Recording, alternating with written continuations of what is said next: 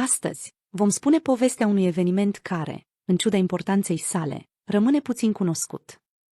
Deși la el au participat companii și instituții de cercetare bine cunoscute, iar subiectul a fost o aeronavă celebră în întreaga lume, principalele circumstanțe ale acestei salvări au fost legate de abilitățile extraordinare ale unei singure persoane. Acest aspect stârnește adesea scepticism în rândul oamenilor de știință și inginerilor. Februarie 1998. S-a încheiat programul științific și experimental ruso-american pentru dezvoltarea celei de-a doua generații de avioane supersonice de pasageri. Ca parte a cercetării, programul a studiat efectele diferiților factori asupra zborurilor supersonice de pasageri și a evaluat eficiența anumitor acțiuni și soluții tehnologice. Aeronava aleasă pentru cercetare a fost avionul supersonic de pasageri Tu-144D, cu numărul de serie 08-2, cu numărul de coadă URSS 77114. În urma negocierilor încununate de succes, la 17 iunie 1994 a fost semnat contractul pentru modificarea aeronavei Tu-144D și efectuarea unei serii de studii în interesul creării avionului supersonic de pasageri de a doua generație. Programul a implicat ANE Tupolev Central Design Bureau, TSG, LI, NASA, BNG și alte câteva companii. Costul programului în 1996 s-a ridicat la aproximativ 14 milioane USD. Tu-144D a suferit modificări ample. Au fost instalate motoare de la un avion mai puternic, ceea ce a necesitat ajustări ale tuturor sistemelor de bord legate de unitatea de putere. Modificările au afectat și prizele de aer. Aripa a fost consolidată, mecanica s-a fost modificată, iar sistemele de combustibil și altele au fost modernizate. În scopuri de cercetare, cabina a fost dotată cu echipamente experimentale rusești și americane. După toate aceste modificări, aeronava a primit denumirea oficială Tu-144LL, Flying Laboratory, cu înregistrarea REA 77114. A fost stabilită data pentru primul zbor de testare. Pilotul de încercare Grigor Borisov a fost la bord în calitate de comandant al echipajului, iar pilotul de încercare de onoare ERU al Uniunii Sovietice Beiveremei a zburat cu el în calitate de copilot. Cu toate acestea, cei 6 ani de inactivitate din 1990 modificările aduse sistemelor de la bord au ridicat numeroase probleme. Testele la sol nu puteau garanta pe deplin fiabilitatea aeronavei în timpul zborurilor reale.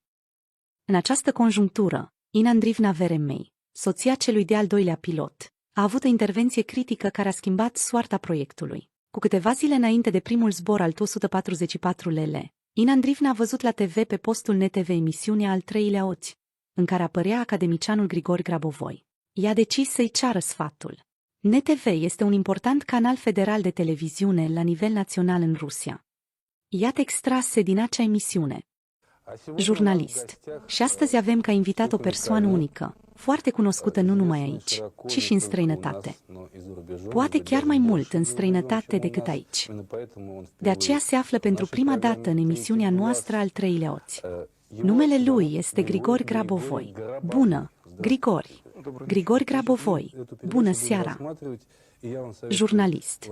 Dragi telespectatori, vă recomand să tratați această emisiune nu doar ca pe o discuție ocazională, ci ca pe o sursă de informații concrete. Prin urmare, dacă este posibil, vă îndemn să înregistrați această emisiune pe casetă video sau, cel puțin, audio. Mai târziu, veți înțelege de ce acest lucru ar putea fi important. Fiecare segment al programului de astăzi poate oferi un ajutor practic. Din câte am înțeles, mărturiile prezentate aici au fost pregătite nu doar pentru televiziune, ci pentru a îndeplini standarde specifice, care necesită dovezi și rezultate. Le-ați pregătit ca mărturii documentate în conformitate cu anumite cerințe, corect? Grigor Grabovoi. Da, am experiență în formalizarea diferitelor mărturii. Aceasta implică asigurarea faptului că martorul este însoțit de cel puțin alte două persoane care confirmă ceea ce se spune și se aude. Acest lucru trebuie să fie documentat și, de exemplu, autentificat la notar, uneori cu ștampila UNESCO. Ei bine, a unor organizații internaționale, jurnalist. Deci, fiecare declarație pe care o auzim astăzi a fost înregistrată în acest fel. Grigor Grabovoi. Da, desigur. Jurnalist. Acestea au o bază documentată, cu ștampile, martori și așa mai departe. Grigor Grabovoi. Da, validarea faptelor și a declarațiilor martorilor se fac toate într-un protocol formal, internațional. Jurnalist. Începem cu unele avarii mecanice. Grigori Grabovoi. Vom începe cu un segment privind diagnosticarea tehnică. Jurnalist. Știu că există numeroase mărturii, inclusiv din partea guvernului uzbek, care se află la cele mai înalte niveluri. Să începem cu prima. Aceasta este o mărturie tehnică. Vă rog, dați drumul la casetă. Eu, Vyacheslav Mikhailovic Saulkin, care locuiesc în prezent în Voronezh, confirm că, în 1991 și 1992, Grigor Petrovic Grabovoi a lucrat cu mine la Detașamentul Unit de Aviație din Tashkent, în cadrul bazei tehnice de aviație, efectuând diagnostici extrasenzoriale ale motoarelor de aeronave operate de baza tehnică de aviație din Tashkent. Și confirm că, în această perioadă, rezultatele obținute au fost următoarele. Pe toată durata mandatului său, a existat o acuratețe de 100% în diagnosticele pe care le-a efectuat. Toate lucrările privind diagnosticarea extrasenzorială a aeronavelor și motoarelor au fost documentate în acte, semnate și sigilate. Există 41 de astfel de documente în acest teanc. În concluzie, astfel de lucrări au fost într-adevăr efectuate la baza tehnică de aviație din Tashkent. Grigor Grabovoi. Cred că prezentarea acestor informații este în beneficiul tuturor, deoarece epoca noastră este atât de dependentă de dispozitivele tehnice. Demonstrarea unui astfel de fapt este pozitivă pentru că arată că a fost realizat pe o perioadă îndelungată de muncă. Jurnalist. Deci, dacă cei care ascultă acum înțeleg acest lucru împreună cu dumneavoastră și ei ar putea obține aceleași rezultate? Grigor Grabovoi. Da. Scopul este ca oamenii, prin înțelegere, să obțină rezultate practice. De exemplu, diagnosticarea unui avion înainte de decolare sau identificarea unui defect la o mașină care ar putea pune în pericol vieți. Mărturia Inei Andrivna Veremei. Ina Veremei. Soțul meu urma să lucreze pe avionul Tu-144, care nu mai zburase de 5 ani. Bineînțeles că eram îngrijorată. Și am auzit întâmplător la televizor că Grigor Petrovic Grabovoi făcea diagnostice pe aeronave și avioane. Fără să-i spun soțului meu, m-am dus la el, la Grigor Grabovoi, ca să nu-mi fac griji și să știu la ce să mă aștept la primul zbor și cum va decurge munca, pentru că nu mai existau oameni care să fi lucrat pe acest avion. Soțul meu obișnuia să lucreze mult pe acest avion. Nu existau tehnicieni sau ingineri care să cunoască acest avion. Așadar, viața m-a obligat să iau măsuri de precauție și să-l contactez pe Grigor Grabovoi. M-am dus la el, i-am povestit situația, iar el a înregistrat recomandările pentru mine pe un magnetofon. Mi-a cerut să-i dau această înregistrare soțului meu înainte de zbor. I-am dat-o, iar el a ascultat-o. A semnalat mai multe defecte care erau prezente în avion la acel moment. Ei bine, pentru că nu era prea mult timp, am mers la Grigor Grabovoi cu 2 zile înainte ca avionul să decoleze. Grigor Petrovic a fost acolo înainte de al doilea zbor. Și defectele semnalate de el au fost confirmate. Mărturia Inei Veremei a fost publicată în cartea în 3 volume a lui Grigor Grabovoi, Practica controlului. Calea salvării, publicată de editura Sopriceas Nost, 1998. Câteva luni mai târziu, o a doua emisiune cu Grigor Grabovoi a fost difuzată în cadrul emisiunii al 3-lea Ogi de la NTV, unde s-a discutat despre ceea ce s-a întâmplat după prima emisiune, inclusiv o mărturie video apreciatului pilot, erou al Uniunii Sovietice, Boris Ivanovici Veremei. Este important de menționat că titlul de erou al Uniunii Sovietice era cea mai înaltă distincție din URSS, acordată pentru fapte eroice sau realizări remarcabile. Iată fragmente din această emisiune. Jurnalist. Invitatul nostru de astăzi este un om, un sistem. Acesta este Grigor Petrovic Grabovoi. Bună, Grigor Petrovic. Bună, jurnalist. Și, probabil, factorul principal a fost vizionarea emisiunii care a fost difuzată în luna septembrie anului trecut. Grigor Grabovoi. Da, posibil vizionarea emisiunii din 14 septembrie 1996. Jurnalist. Și faptul că noi împreună cu dumneavoastră am ajuns în lumea informațională altcuiva, în acea conversație, a putut duce la o schimbare a situației persoanei care va asculta. Grigor Grabovoi. Ei bine, noi vorbim despre cum să folosim instrumentele informaționale pentru a salva, așa cum a fost cazul aici. Iar practica a arătat că această metodologie este acceptabilă. De aceea am prezentat aici faptele, care s-au întâmplat ca urmare a emisiunii de televiziune. Jurnalist. Acum, vom urmări o mărturie care poate că nu este în deplină conformitate din punct de vedere tehnic cu standardele ATC, dar cred că ar trebui să inspire mai multă încredere pentru că nu este înscenată sau scenarizată. Știu că acum va vorbi pilotul. Grigori Grabovoi. Da, este pilotul de încercare, Boris Veremei, jurnalist. El a primit informațiile despre posibilele defecțiuni ale avionului său de la soția sa, care v-a văzut performând. Grigori Grabovoi. Da, în emisiunea Al treilea oți. Jurnalist. Vă rog, dați drumul la videoclip. Folosind metoda de clarviziune a lui Grigor Petrovic, s-a prezis că avionul va vira în timpul decolării la primul zbor, care a avut loc la 29 noiembrie 1996.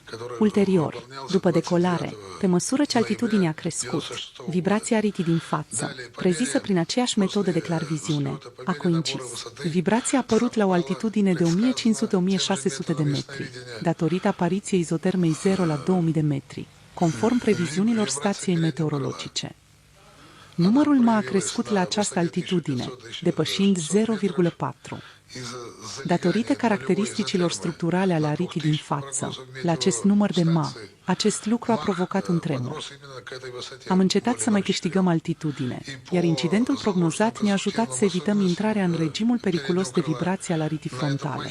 Aceasta este unul dintre elementele de control al aeronavei. Mai târziu, în același zbor după aterizare, în timpul mersului, am întâmpinat devierea avionului, de asemenea prezisă de Grigor Petrovic.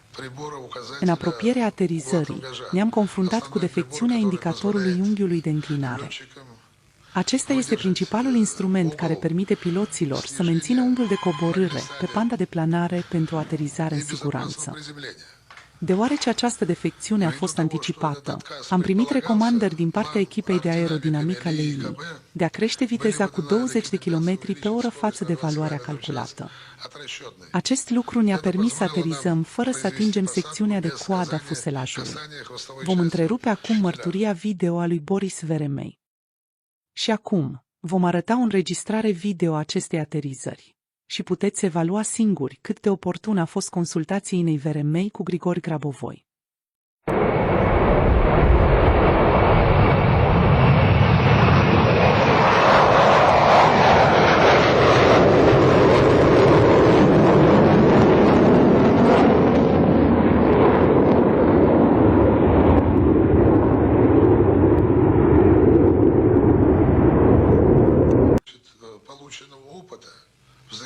Martorul Boris Veremei, ca urmare a experienței de lucru cu Grigor Grabovoi, concluzia noastră unanimă, atât a echipajului, cât și a proiectantului șef și a echipei de producție, a fost că trebuie să cooperăm și să continuăm această colaborare, deoarece va aduce mari beneficii și va preveni multe fenomene. Jurnalist.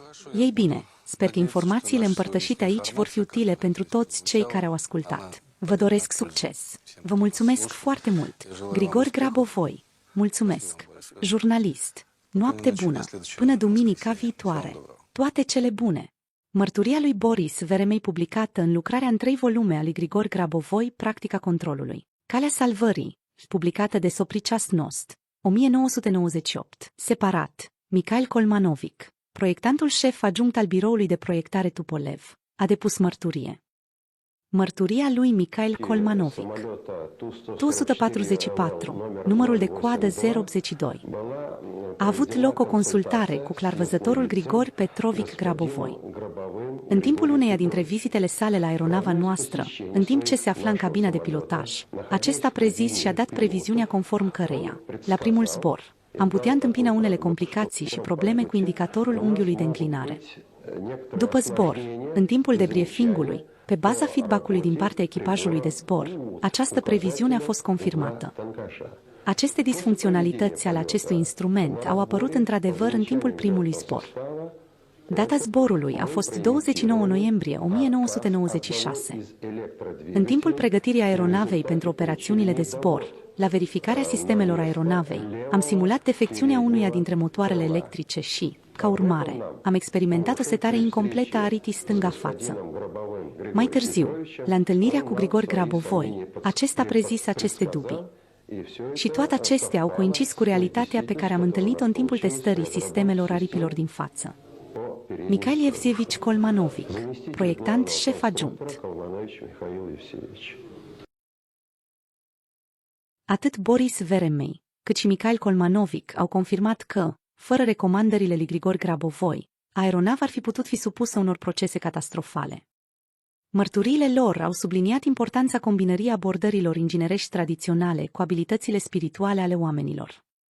Aceste recomandări au fost atât de cruciale încât au fost luate în considerare înaintea primului zbor de testare. Piloții sunt un grup special de oameni care își riscă adesea viața.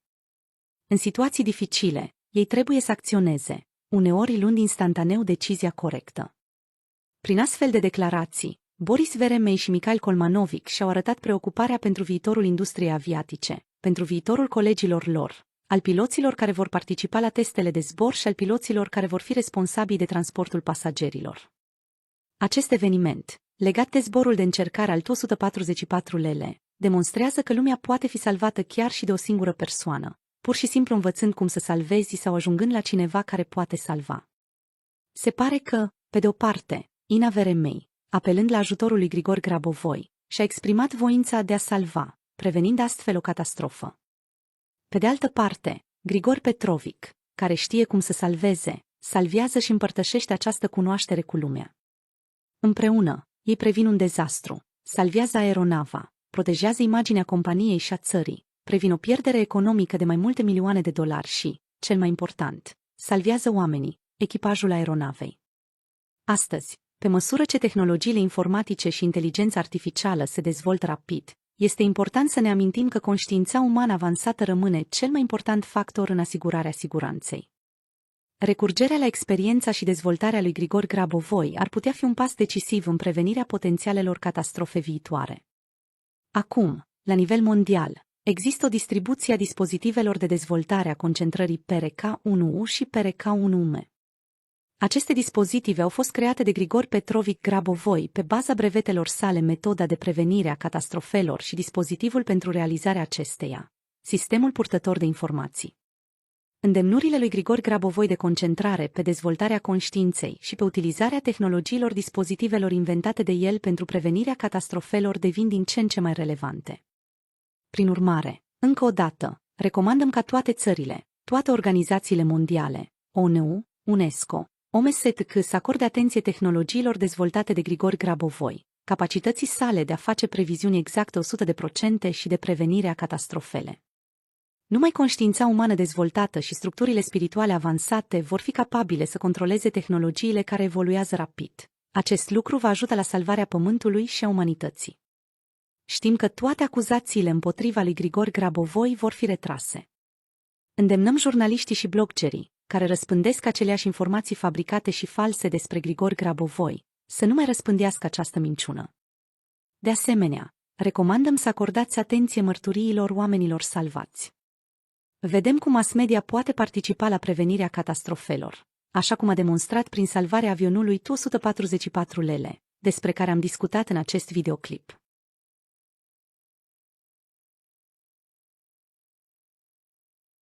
Locul de manifestare al eternității.